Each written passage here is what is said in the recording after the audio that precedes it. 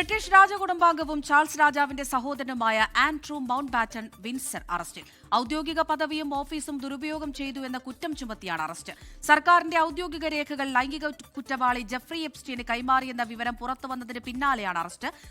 നിയമത്തിന്റെ വഴിക്ക് പോകട്ടെ എന്ന് ചാൾസ് രാജാവ് പ്രതികരിച്ചു. 66ാം പിറന്നാൾ ദിനത്തിലാണ് സാൻഡ്രിംഗ്ഹാം എസ്റ്റേറ്റിലെ വസതിയിൽ നിന്ന് പോലീസ് ആൻഡ്രൂ വിൻസറിനെ അറസ്റ്റ് ചെയ്തത്.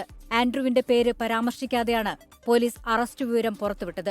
കുപ്രസിദ്ധ ലൈംഗിക കുറ്റവാളി ജെഫ്രി എപ്സ്റ്റീനുമായുള്ള ബന്ധത്തെ തുടർന്ന് ആൻഡ്രൂവിനെതിരെ അന്വേഷണം നടന്നുവരികയായിരുന്നു. പിന്നാലെയാണ് പബ്ലിക് ഓഫീസ് ദുരുപയോഗം ചെയ്തതിനുള്ള അറസ്റ്റ്. ട്രേഡ് എൻവോയായിരുന്ന സമയത്ത് UK സർക്കാരിന്റെ ഔദ്യോഗിക രേഖകൾ 2010-ൽ എപ്സ്റ്റീന് കൈമാറിയെന്ന വിവരം പുറത്തുവന്നതിന് പിന്നാലെയാണ് അറസ്റ്റ്. എപ്സ്റ്റീൻ ഫയലുകളിൽ പേര് വന്നതിനെ തുടർന്ന് ആൻഡ്രൂ രാജപദവികൾ ഉപേക്ഷിച്ച് കൊട്ടാരത്തിൽ നിന്ന് താമസം മാറിയിരുന്നു. എപ്സ്റ്റീനെതിരെ പരാതി നൽകിയ വെർജീനിയ ജുഫ്രയുടെ നോബഡീസ് ഗേൾ എന്ന പുസ്തകത്തിലും ആൻഡ്രൂവിന്റെ പേര് പരാമർശിക്കപ്പെട്ടിരുന്നു. അടുത്തിടെ US നീതിന്യായ വകുപ്പ് പുറത്തുവിട്ട എപ്സ്റ്റീൻ ഫയൽസിലെ ഏറ്റവും പുതിയ രേഖകളിലും ആൻഡ്രൂവിന്റെ വിവാദ ചിത്രങ്ങളുണ്ടായിരുന്നു. ആരും നിയമത്തിന് അതീതരല്ലെന്നായിരുന്നു അറസ്റ്റിന് പിന്നാലെയുള്ള ബ്രിട്ടീഷ് പ്രധാനമന്ത്രി കെയർ സ്റ്റാമറുടെ പ്രതികരണം. ആരുടെ കൈവശമാണോ വിവരങ്ങളുള്ളത് അത് പങ്കുവയ്ക്കാൻ തയ്യാറാകണമെന്നും കെയർ സ്റ്റാമർ ആവശ്യപ്പെട്ടു. International desk 24.